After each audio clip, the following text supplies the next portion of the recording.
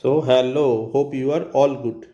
আচ্ছা, আজকে কথা বলবো তেল নিয়ে। তো সমস্যা প্রচুর চলছে। তো হঠাৎ করে আপনি যে গ্যাস বুক করছেন, গ্যাস পাচ্ছেন না কেন? আপনি যে বাড়িতে রান্নার গ্যাস ব্যবহার করছেন, রেস্টুরেন্টের মধ্যে যারা কমার্শিয়াল সিলিন্ডার নিচ্ছে, এই এলপিজি গ্যাস এই ধরনের সমস্যা তৈরি হচ্ছে কেন? এটা একটা বড় সমস্যা।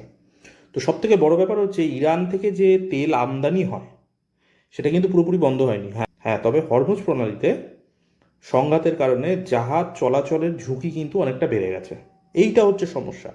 এতে তেলের দাম বাড়লেও গ্যাসের সমস্যা কিন্তু আলাদা। কারণ এলএনজি সরবরাহ যে করে ওই একই রুট দিয়ে কিন্তু গ্যাস আসে। সো ভারতে গ্যাসের চাহিদা যা আছে মোটামুটি, মানে স্টক যা আছে সেই হিসাবে আপনি মোটামুটি একটা ধরে রাখতে পারেন 1 মাসের স্টক আছে। 1 মাসের মধ্যে অলরেডি মোটামুটি ধরুন 15 দিন হয়ে গেছে। তো আমি বলবো প্যানিক না করে যাদের বাড়িতে ইন্ডাকশন আছে, গ্যাসটা সেভিংস করে ইন্ডাকশন একটু সুইচ অন। আর যাদের একান্ত নেই তারা তো ব্যবহার করছেন, সেটা নিয়ে কোনো অসুবিধা নেই। প্যানিক হবেন না, পাওয়া যাবে। কিন্তু এই যে দোকানে যে ব্যবহার হয় কমার্শিয়াল সিলিন্ডার ছাড়া, অনেক জায়গায় হচ্ছে কি কালোবাজারি করার জন্য এরা এই সিলিন্ডারগুলোকে নিজের কাছে স্টক করে রেখে দিচ্ছে। ঠিক আছে?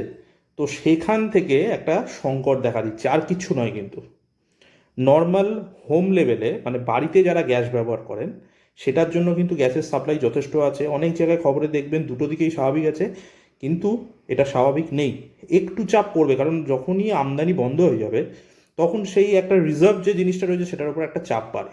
তো সেই জিনিসটা হয়েছে। তো আশা করা যাচ্ছে জিনিস হয়তো ভালোর দিকে যাবে, তবে বলা যাচ্ছে না। তো মাস্ট যে একটুখানি সেভিং করার চেষ্টা করুন। যারা বিশেষ করে বাড়িতে হাঁড়িতে ভাত করেন গ্যাসে বসিয়ে, এই মানুষগুলোকে আমি বলবো কটা দিনের জন্য একটু প্রেশার কুকারে সুইচ হয়ে যান। আর কিছু করতে হবে না, সেভিংস করে রাখুন গ্যাসটা। হোপ আপনাদেরই ভালো হবে। সবাই ভালো থাকবেন। টাটা।